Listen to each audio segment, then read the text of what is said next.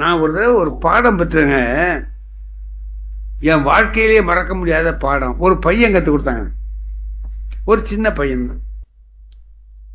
ஒரு கதை இருக்கு, உங்களுக்கெல்லாம் தெரியும். 4வது 5வது புஸ்தகத்தில் ஒரு சின்ன கதை இருக்கும்.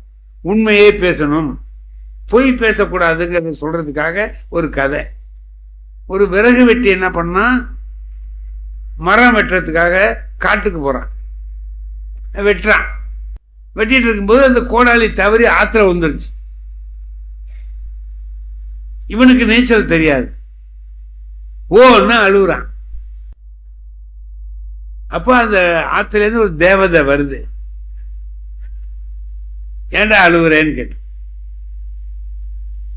கோடாலி வந்துட்டு எனக்கு நீச்சல் தெரியாது, அது இல்லைன்னா நான் எப்படி பொழைப்பேன், அதானே, அதுக்கு ஏன் அழுகுற அப்படின்னு உள்ளர போய் ஒரு தங்க கோடாலியை கொண்டாந்து காமிக்குது. இதான் உன் கோடாலியா பாரு. இது 4வது புத்தகத்தில் இருக்கு இந்த கதை. பாருன்னுது. இல்லை இது என்னோட இல்லைன்ட்டான். ஏழை தான், ஆனா தங்கத்தை பார்த்தவொடனே என்னோடன்னு சொல்றது நினைக்கல அவன். இல்லைங்க இது என்னோட இல்லை. வெள்ளி கோடாலியை கொண்டாந்து அப்படி காமிச்சது. இதுவா பாரு, கிடையாது. இரும்பு கோடாலி, இவன் கோடாலியை கொண்டாந்து அப்படி காமிச்சது, இதான் என்னோட எண்ணம்.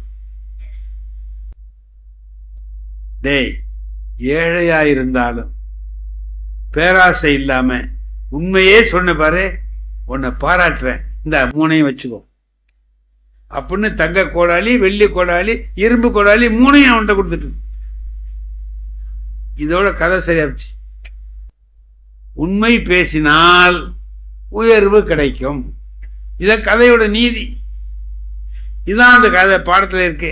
இப்ப உள்ள பையன் என்ன பண்றான் சார், சினிமா இப்ப வருது பாருங்க, காஞ்சனா 2,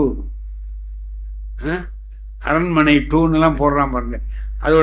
அதோட விரிவு இன்னொன்னு பண்றான்ல, அது மாதிரி ஒருத்தன் எழுதியிருக்கான் சார். இந்த கதையுடைய விரிவு அவன் கொன்று போய் கோடாலிலாம் பொண்டாட்டிகிட்ட கொடுக்குறான்.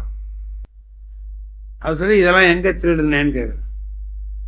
இல்லை இல்லை, தேவதை கொடுத்து, தேவதை கொடுக்குமா, எங்கேயா இருக்கு தேவதை? இல்லை இல்லை கொடுத்து, நீ எங்கேயோ திருடி இருக்க. ஏழையா இருந்தாலும் திருடக்கூடாது. ஏன் திருடினேன் போனான். இல்லை இல்லை நான் சொல்றதை கேளுதான், அதான் தேவதை தான் கொடுத்துச்சு. அப்படின்னா அந்த தேவதை எனக்கு காட்டு. சரி வா அப்படின்னு அழைச்சிட்டு போறான். நீ இங்கே நில்லு, விறகு வெட்டிக்கிட்டு இருக்கேன், இன்னும் 1 மணி நேரம் 2 மணி நேரத்தில் வரும் பாரு தேவதை அப்படின்ட்டு இவன் விறகு வெட்டிக்கிட்டு இருக்கிறான். அவன் அங்கே ஓரத்தில் ஆற்று ஓரமாக நிற்கிறான். தவறி ஆற்றுல விழுந்துட்டான். நேற்று கோடாலி விழுந்தது, இன்னைக்கு பொண்டாட்டி விழுந்துட்டான். இவனு தான் நீச்சல் தெரியாது இல்லையா, ஓன்னு அழுகுறான். இப்போ தேவதை வருது. ஏன்டா அழுகுறேன்னு, பொண்டாட்டி விழுந்துட்டா. அது ஏன்டா அழுகுற, என் நீச்சல் தெரியாது. சரி சரி இரு அப்படின்னுட்டு உள்ளர போயிட்டு வெளியில வந்து நயன்தாராவை கொண்டாந்து காமிச்சு, இவதான் உன் பொண்டாட்டியா பாருன்னு கேட்டான். இவன் என்ன சொல்லணும், நேற்று என்ன சொல்லலாம், தங்கத்தை காமிச்ச உடனே இல்லை நான் இல்லை. இப்போ அவன் என்ன பண்ணான், ஆமா இவதான் என் பொண்டாட்டின்னு.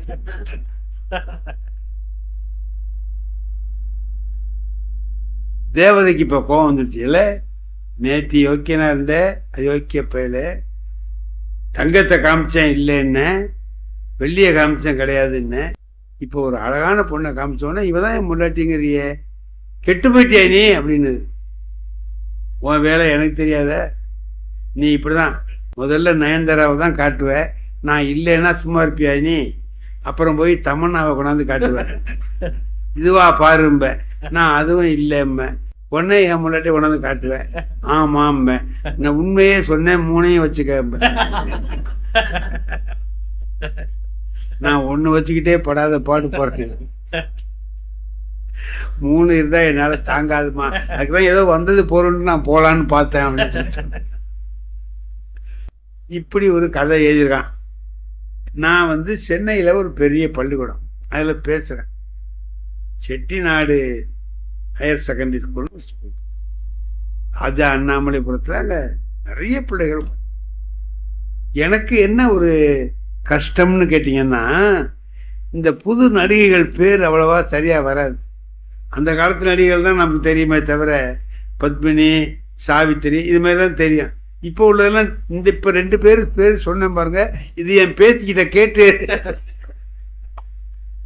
கேட்டு வச்சது. இது இந்த கதையை சொல்றதுக்காக அவன் என்னமோ பேர் எழுதுறான், எதுனவன் நம்ம சொல்லணுமேங்கிறதுக்காக கேட்டு வச்சிருக்கேன். அது மறந்து போயிடும். எனக்கு நயன்தாராவை சொல்லிட்டேன். 2வது சொல்றதுக்கு தமன்னான்னு சொல்லணும்னா அது வரல எனக்கு. சரி இந்த பயிரோலே ஆமாம் மறந்துட்டேன்.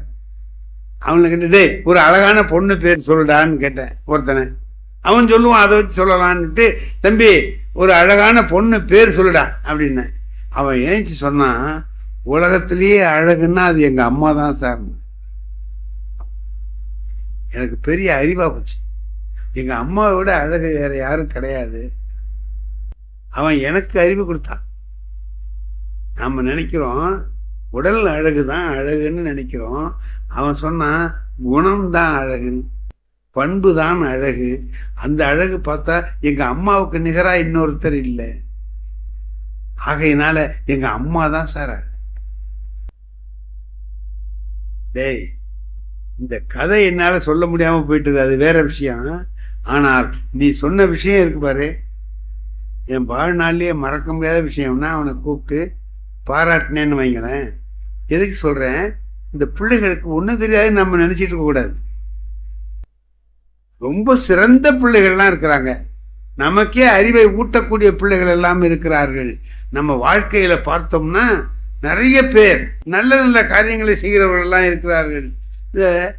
அந்த காலத்தில் கெட்டு போச்சு எல்லாம் அப்படின்னு சொல்கிறாங்க சார். முந்தி மாரி இல்லை சார், நம்ம பெரியவங்கலாம் சொல்கிறாங்க பாருங்க சார். அந்த காலத்துலலாம் ஒரு பவுனு 19 ரூபா வித்துச்சு சார்.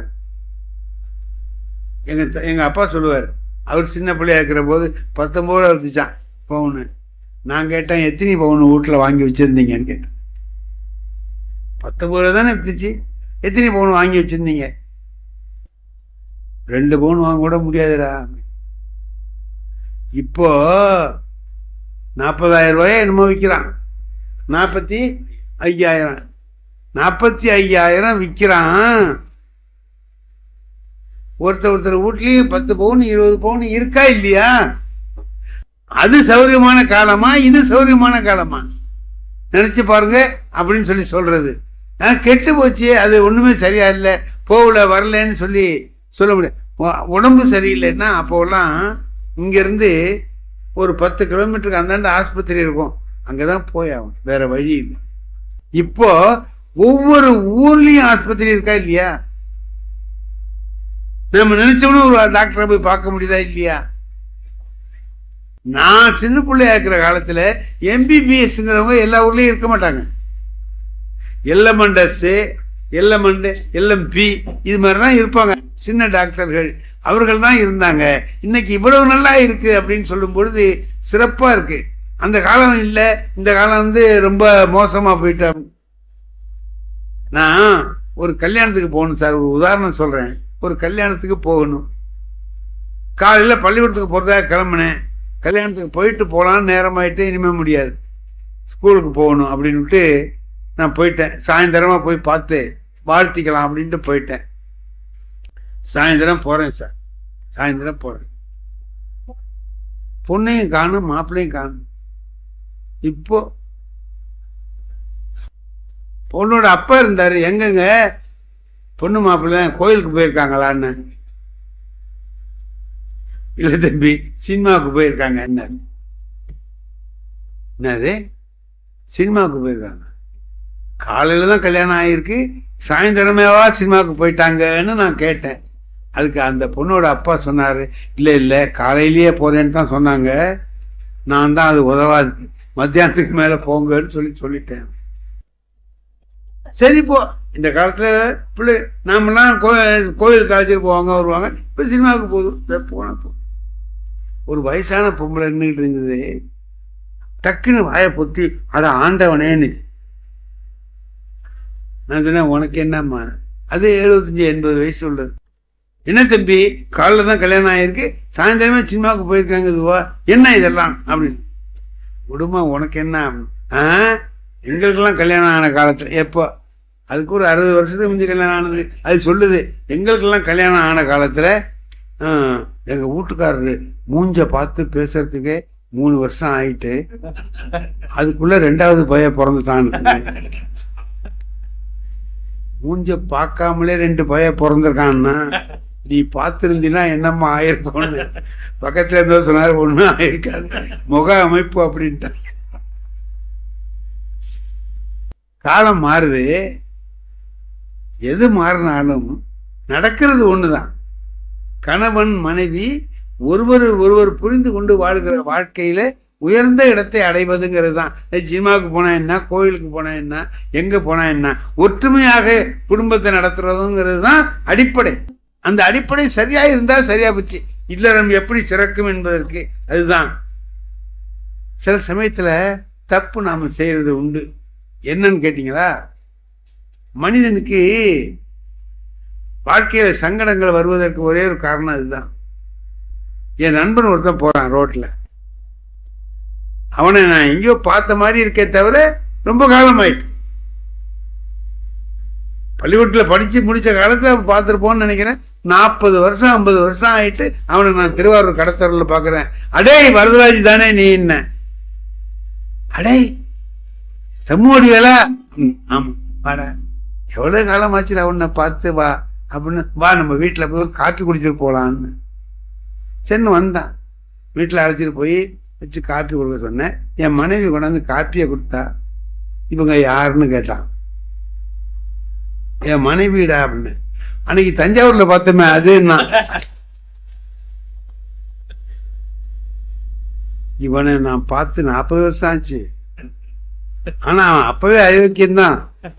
மாறி இருப்பான்னு நினைச்சான், அவன் மாறல. தஞ்சாவூர்ல பார்த்தோமே அதுன்னா, நீ முதல்ல புறப்படுறா. 15 நாளாச்சு என் மனைவியை சமாதானப்படுத்துறதுக்கு.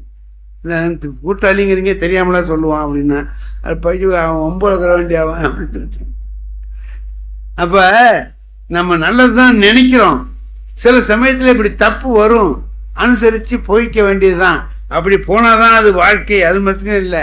சில சமயத்துல என்ன செய்வான். நான் எங்க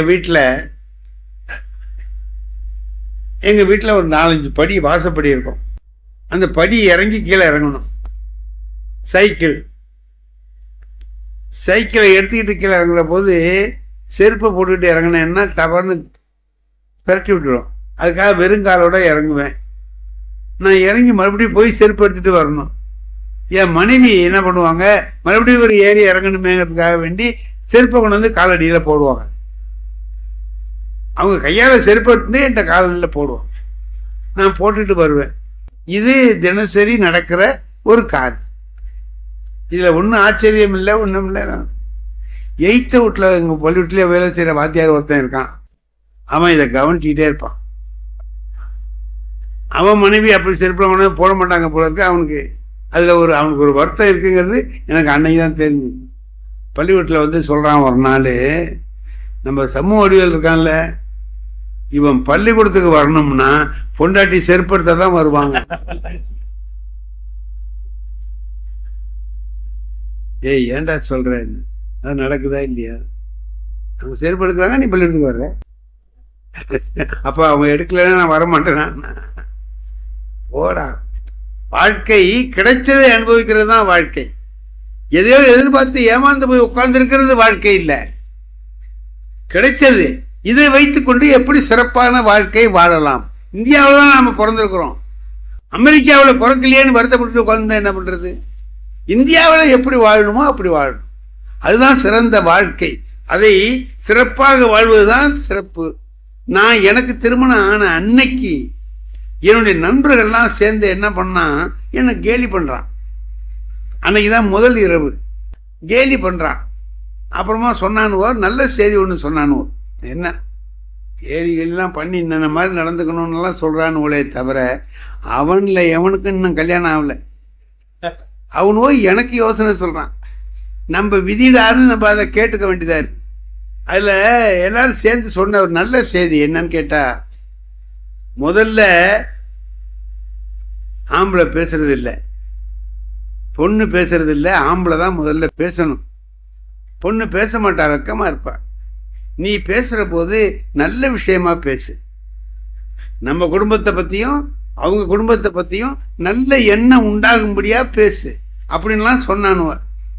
நான் என்ன பண்ணேன், அதுக்கு இன்னும் சில டயலாக்லாம் தயார் பண்ணி நம்ம குடும்பத்தையும் உயர்வா அவங்க குடும்பத்தையும் உயர்வா எப்படி கொண்டு போகலாம் அப்படிங்கிறதெல்லாம் தயார் பண்ணிக்கிட்டு போனேன். அதுக்கெல்லாம் வேலையே இல்லாமல் விட்டு, அதுக்கெல்லாம் பேசுறதுக்கே வேலை இல்லை. என் மனைவியே முதல்ல பேசிட்டா. என்ன பேசுனாங்கன்னு கேட்டிங்கன்னா ஆச்சரியமாக இருக்கும். நான் எவ்வளோதோ பொம்பளைங்களை பார்த்துருக்கேங்க, ஆனால் உங்கள் அம்மா மாதிரி ஒரு ராட்சசி உலகத்திலே இல்லை. இன்னைக்கு தான் முதல் நாள் வந்திருக்கா, முதல் இரவு. நான் 25 வருஷமா எங்கள் அம்மாவை பார்த்துக்கிட்டு இருக்கேன். என்கிட்ட வந்து இன்னைக்கு வந்த நீ உங்கள் அம்மா ராட்சசின்னு சொல்கிற. இப்போ எனக்கு எப்படி இருக்கும் மனசு? ஆத்திரமா இருக்கு. ஓங்கி ஒரு அறை விட்டு வெளியே விரட்டுவான்னு நினைக்குது. ஆனால் என் அறிவு சொல்லுது, வந்த வேலையை பார், அந்த வேலையை விட்டுட்டு வேற வேலையை பார்க்காத. சரி, இப்போ என்ன பண்ணலாம் சொல்கிறேன். அம்மா அப்படி சொல்கிறாளே, தப்பா சொல்கிறாரு. நான் சொன்னேன், நானும் கொஞ்ச நாளாக கவனிச்சுட்டு தான் இருக்கேன், எங்கள் அம்மா அப்படிதான்ட்டேன். சரி, அது கிடைக்கட்டும். அப்புறம் மறுநாள் காலையில் எங்கள் அம்மா கிட்ட சொல்கிறேன், அம்மா உன்னை பற்றி என் பொண்டாட்டி ராட்சசின்னு சொன்னாம்மா. அவ சொன்னது இருக்கட்டும், நீ என்ன பண்ணேன்னு கேட்டேன். நான் அனுசரித்து போயிட்டேம்மா அப்படின்னேன். அதான்டா கரெக்டு, உங்கள் அப்பா கிட்ட நான் சொன்னதை விட இவ ஒன்றும் அதிகமாக சொல்லலடா அப்படின்னு. இது முதல் நாள் நான் சொல்றது, இப்போ முதல் நாள். ஆனால் இதனுடைய கடைசி பகுதி வளர்ச்சி இருக்கு இல்லையா, எங்கள் அம்மா காலமாகிற காலம் வரைக்கும் நாங்கள் 4 பேர் அண்ணன் தம்பி, 4 மருமகள். என் மனைவி கிட்ட அவங்க தனி அன்பு செலுத்தினாங்க. அந்த மாதிரி என் மனைவி நடந்துக்கிட்டா அவங்களும் நடந்துக்கிட்டாங்க. 2 பேர் கையிலையும் இருக்கு. ஒரு குடும்பம் சிறப்பு அடையணும்னு சொன்னா மாமியார் கையிலையும் இருக்கு, மருமகள் கையிலையும் இருக்கு. 2 பேருமா சேர்ந்து அந்த குடும்பத்தை, இல்லறத்தை இனிய அறமாக ஆக்கி வைத்தார்கள் என்று சொன்னால் அது பெரிய சிறப்பு. எங்க அம்மா கடைசியில என் மனைவி பேர் தையநாயகி அழைச்சிருவல்லையான்னு என்ன கேட்பாங்க. நான் ஊருக்கு போற போதெல்லாம் அழைச்சிட்டு போனா 10 நாள் இங்கே இருக்கட்டும், நீ போகணும், அது கொஞ்சம் சமைச்சு போட்டு நான் சாப்பிட்றேன். அப்படி ரொம்ப அன்பா இருந்தாங்க கடைசி காலம் வரைக்கும். அப்பதான் நினைச்சேன், எப்படி இருந்தவங்க எப்படி மாறிட்டாங்க. அப்படி மாற்றுவதற்கு என்ன, 2 பேரும் சரியா இருக்கிற போது மாறி போகுது. ஒருத்தர் முரண்பாடா இருந்தா தப்பா இருக்கும் இல்லையே. அப்போதான் இல்லறம்னா எப்படி இருக்கணுங்கிறதுக்கு திருவள்ளுவர் சொன்னது எனக்கு நினைப்போதுச்சு. திருவள்ளுவர் ஒன்று சொல்றார், ஒரு குடும்பம்ங்கிறது நல்லா இருக்கணும்னா என்ன இருக்கணும் அப்படின்னு கேட்டார். ஒன்னே ஒன்று இருந்தா போறோம், காவடி மாதிரி இருந்தா போதும்னு சொல்றேன். காவடி தூக்கிட்டு போறாங்கல்ல, பழனிக்கு காவடி தூக்கிட்டு போறாங்க. எங்க ஊர் பக்கத்துல போதா 8 குடி முருகனுக்கு தோல்ல வச்சு தூக்கிட்டு போறாங்க. அதை காட்டுறாரு திருவள்ளுவர். என்ன சொல்றாரு, காவடி பார்த்திருக்கீங்களப்பா? ஆமா, அது தோல்ல அப்படியே நிக்கணும். எப்படி இருந்தா நிக்கும்னு கேக்குறாரு. 2 பக்கத்திலையும் சமமான எடை இருந்தா நிக்கும். பால் காவடி தூக்கிட்டு போறாங்க. இந்த பக்கம் 1/2 படி பால் இருந்தா இங்கேயும் 1/2 படி பால், இங்க 1 படி பால் இருந்தா இங்கேயும் 1 படி பால். ஒரு பக்கம் 1 படி, இன்னொரு பக்கம் 1/2 படி இருந்தா 1 படி இருக்கிற பக்கத்துல சாஞ்சிரும். அதோட இல்ல, தோல்ல இருக்கிற போது வெயிட்டா தெரியும், பாரமா தெரியும். அந்த காவடியை பார்த்துக்கோன்னு சொல்றேன். ஒரு தலையான் இன்னாது காமம் கா போல, காவடியை போல இருதலையானும் இனிதுன்னார். 2 பேரும் சமமான அன்பு செலுத்துகிற போது அந்த இல்லறம் இனிய இல்லறமாக திகழும். அப்ப பாக்கி ரொம்ப பேர் சொல்றான், எப்படி இருக்கீங்கன்னு கேட்பான். குடும்ப பாரத்தை தூக்க முடியாம தூக்கிட்டு இருக்கேன். அது எப்ப பாரமாச்சு? ஒரு பக்கம் கனமா இருக்கு, ஒரு பக்கம் லேசா இருக்கு, உனக்கு பாரமா தெரியுது. ரெண்டு பக்கமும் சமமா இருந்தால் அது இருக்கிற எடையே தெரியாது, கனமே தெரியாது நமக்கு.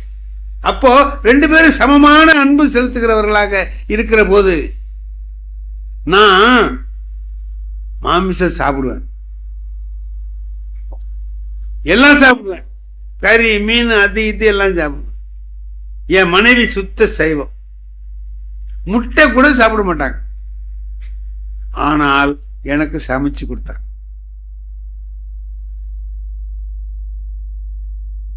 சாப்பிடவே மாட்டாங்க. நாங்க எங்க கூட்டு குடும்பமா இருந்த போது எங்க அம்மா சமைப்பாங்க, உள்ளுவாங்க, அதுவும் சமைப்போம், எல்லாம் சமைச்சு சாப்பிடுவோம். நாங்க தனியா திருவாரூருக்கு குடி வந்துட்டோம். இப்போ நான் வாரம் ஏதாவது வாங்கிட்டு போய் கொடுப்பேன், சமைச்சு கொடுப்பாங்க. அது ஓடுது, 1 வருஷம் 2 வருஷம் ஓடிட்டு, அதுக்கு பிறகு ஒரு நாள் ஞாயிற்றுக்கிழமை சமைச்சிட்டு இருக்கிற போது நான் உள்ள போறேன், அடுப்பங்கரைக்கு போறேன், சமையக்கட்டுக்கு போறேன். பார்த்தேன், அதாவது என்னன்னா கறி குழம்பு கொதிக்குது, அதை பார்க்கறதுக்கு பிடிக்காம இப்படி திரும்பிக்கிட்டு இப்படி கிளறாங்க கரண்டியால. அதை பார்க்கவே அவங்க மனசு ஒப்புல, இப்படி திரும்பி இருந்தாங்க. நான் அதுக்குள்ள பாத்திரத்தை எல்லாம் என்ன பண்ணிருக்காங்க, கட்டி ஒரு பக்கத்தில் தொங்க விட்டுருக்காங்க. அது தொடர்றது இல்லை, விடுறது இல்லை. அதை எடுத்து சுத்தம் பண்ணி அன்னைக்கு போய் கையெல்லாம் சோப் போட்டு சுத்தம் பண்றாங்க. அதுக்கு அடுத்தபடி அன்னைக்கு பூரா அவங்க சாப்பிட்றது. இது எனக்கு தெரியாது. நீ வேணா ரசத்தை போட்டு சாப்பிடேன் அப்படிங்கிறது இல்லை, அது என்னமோ எல்லாம் வாசம் அடிக்குது, கையெல்லாம் வாசம் அடிக்குது, அதனால என்ன நம்ம ராத்திரி சாப்பிட்டுக்கலாம் அப்படின்னு சொல்லி அலட்சியமா போறாங்க. நான் நினைச்சேன், நமக்கு சமைச்சு கொடுக்கறதுக்காக இவ்வளவு கஷ்டம் ஒரு மனைவிக்கு நம்ம கொடுத்துட்டு இருக்கோமே, இது நியாயம்தானா? ஏன் அப்படி கொடுக்கணும்? அப்படி சாப்பிடணும்னு என்ன இருக்கு? அடுத்த வாரத்துல இருந்து நான் வாங்கறத நிறுத்திட்டேன். ஏன் வாங்கிட்டு வரலையான்னு கேட்டாங்க. இல்ல இப்ப எனக்கு பிடிக்கல. உனக்காக நிறுத்தினேன்னு சொன்னா அதெல்லாம் வேண்டாம், நீங்க வாங்கிட்டு வாங்க அப்படின்னு சொல்லுவாங்கன்ட்டு நமக்காக சமைச்சு விட்டு அன்னைக்கு பூரா சாப்பிடாம பட்னியா இருக்கு. எனக்காக எவ்வளவு விஷயங்களை விட்டு கொடுத்து உன்னுடைய மனைவி வந்திருக்கா, அவங்களுக்காக நம்ம ஒண்ணு விட்டு கொடுக்க கூடாதா? அதுதானுங்களே இல்லறம். அப்படி இருந்தால் அந்த இல்லறம் காவடி போல சுமை இல்லாமல் தோளிலே இருக்கும். குடும்பம் எப்படி இருக்குன்னா சம்சார சாகரம்னா, சாகரம்லாம் இல்லை, சம்சாரம் என்பது ரொம்ப இனிமையானது. ரெண்டு பேரும் புரிந்து நடந்து கொள்ளுகிற பொழுது அது மிக இனிமையானதாக அமையும். ஆகையினாலே அப்படி நடக்க வேண்டும். எப்படி பேசிக்கணும், ஒருத்தருக்கு ஒருத்தர் பேசிக்கணும். நீ சொன்னதெல்லாம் ஒண்ணு ஒண்ணா சொல்லிட்டு இருக்கேன். என்ன ஏதாவது விட்டு போச்சுன்னா அதுக்கு தகுந்த மாதிரி மார்க்கை குறைச்சிங்க, அவ்வளவுதான். நாங்கள் பையன் பரிச்சை எழுதுறான்ல, திருத்துற போது பார்த்தீங்கன்னா ஒருத்தன் 3 வரிகளில் விடை எழுதுகன்னு போட்டிருக்கான்.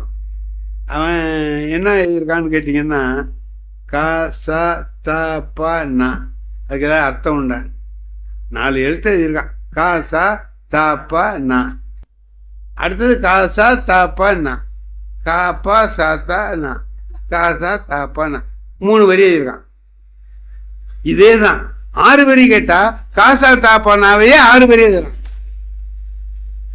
10 வரியில விடை கேட்டா 10 வரி இதே காசா தாப்பானாவே 10 வரி. ஒரு கட்டுரை எழுதுன்னு கேட்டிருக்காங்க 2 பக்கத்துல, அதுவும் அதே தான், முழுக்க காசா தாப்பானா தான். நான் பார்த்தேன். அவன் வேற கிளாஸ் பையன், என் கிளாஸ் திருத்த வந்திருக்கு. நான் அதில் மார்க் போடாம நேரில் வந்து பார்க்கவும் அப்படின்னு எழுதி கொடுத்து அனுப்பிட்டேன். அவன் வந்தான். என்ன சார் நம்ம நேரில் பார்க்கணும்னு எழுதியிருக்கீங்க அப்படின்னு. வந்தான். என்னடா அது, அவன் பேப்பர் கொண்டா அப்படின்னு. என்ன இருக்க? சார் தமிழ் தானே சார் அப்படின்னு. தமிழ் தாண்டா, நீ தமிழ்ல என்ன இருக்க? காசா தாப்பா நானே என்னடா அப்படின்னு. சும்மா ஏதோ எழுதினேன் சார். இதுமாரி எதிரியை உருப்பிடுவியா? சார், இப்போ நான் 9வது படிக்கிறேன். இது வரைக்குமே நான் இப்படி தான் எழுதிட்டு இருக்கேன். இதுக்கு தான் நான் பாஸ் ஆகி வந்திருக்கேன். அப்போ எப்படி திருத்தி இருந்தா இவன் இப்படி வந்திருப்பான்? இதுக்கும் யாரோ ஒருத்தர் மார்க் போட்டிருக்கிறாரு. அவன் அதை ஏதோ 5-10 மார்க் வாங்கி ஜெயிச்சு வேண்டாம். இவ்வளவு பேர் பார்க்காத நீங்க என்ன பாக்குறீங்கன்னு கேட்கிறான். ஏமாத்துறது. நல்ல வார்த்தைகளை பேசுறதுங்கிறது ஒண்ணு இருக்கு. நான் சொல்லியிருக்கேன், நீங்க இந்த இதுலெல்லாம் யூடியூப்ல எல்லாம் பார்த்துருக்கலாம். எனக்கு ஹார்ட் ஆப்ரேஷன் ஆன போது 2 மாசம் வீட்டில் ஓய்வா இருந்தேன்.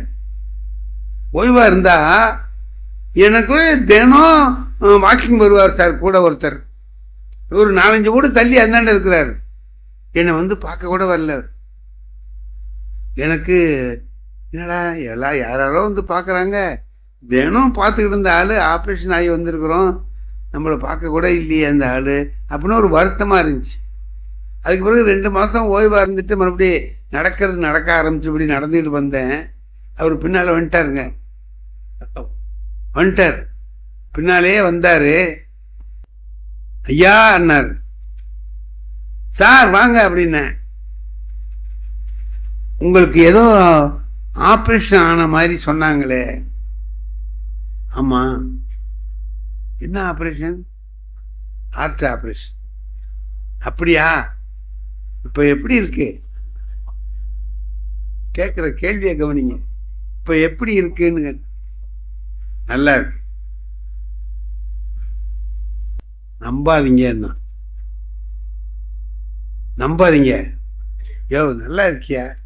இல்லை நான் அப்படிதான் இருக்கும். அப்படிதான் இருக்கும்னா என்னங்க அர்த்தம்? அப்படி இருக்குன்னு நல்லா ஆயிட்டுன்னு நினச்சிட்டு இருக்காதே, அநேகமானி அப்படிங்கிறான். நான் பார்த்தேன், இல்லை டாக்டரை காமிச்சேன். டாக்டரே பார்த்து, டாக்டர் உங்களுக்கு என்ன தெரியும்? அவனும் எதையாவது சொல்லுவானு காசு வாங்கிறதுக்காக வேண்டி. நீங்கள் எதுக்கும் கவனமாக இருங்க. இது உப்பு சாப்பிடாதீங்க, உப்பே போட்டுக்காதீங்க ஒன்றுத்துலேயும். சரி, என்ன பண்ணோம்னா வேண்டாம், வறுத்தது பொரிச்சது இதெல்லாம் உதவாது. சரிங்க, இதெல்லாம் டாக்டர் சொன்னது கரெக்டாக சொல்கிறான்.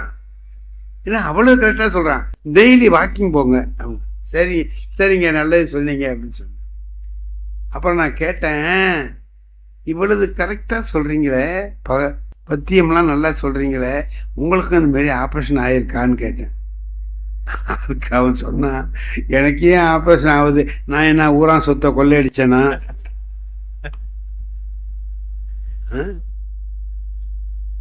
இன்னொரு 2-3 சொன்னான் பாருங்க, அது சொல்லக்கூடாது. அது சொல்லக்கூடாது. அதாவது என்னன்னு கேட்டா, பங்காளி துரோகம் பண்ணேனா அப்படின்னு நான் கேட்டான். அப்புறம் 2 சொன்னேன், கொண்டு வரலாம் இருக்கிற இடத்துல சொல்லக்கூடாது.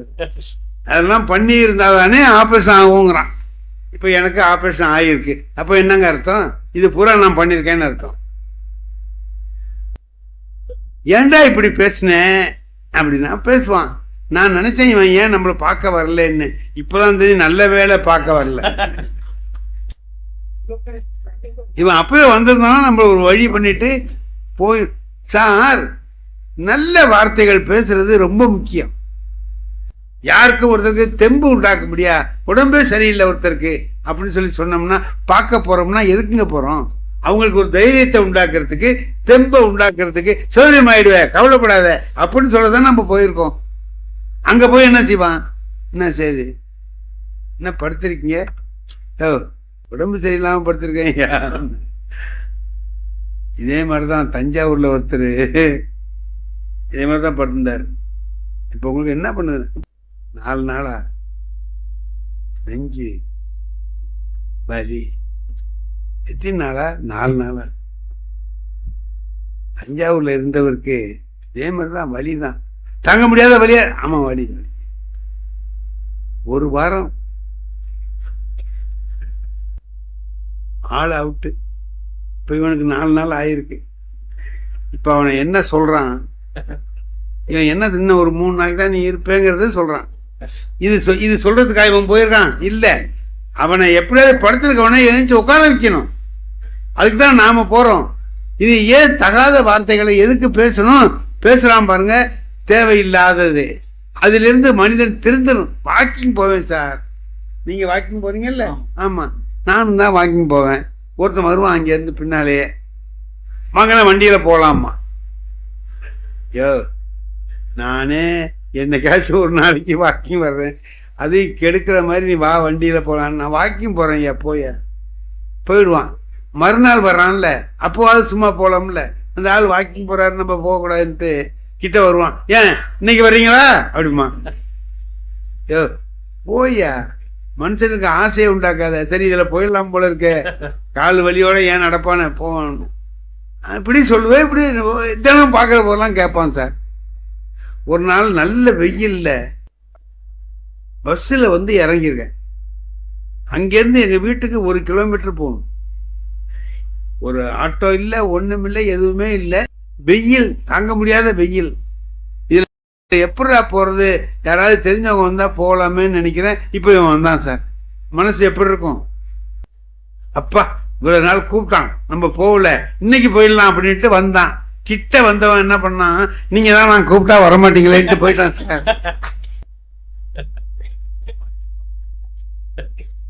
எப்போ உதவி வேணுமோ அப்போ செய்ய மாட்டேங்கிறான். எப்போ உதவி தேவையில்லையோ வேணுமா உதவின்னு கேட்குறான். இவனை நாம் என்ன பண்ண முடியும்?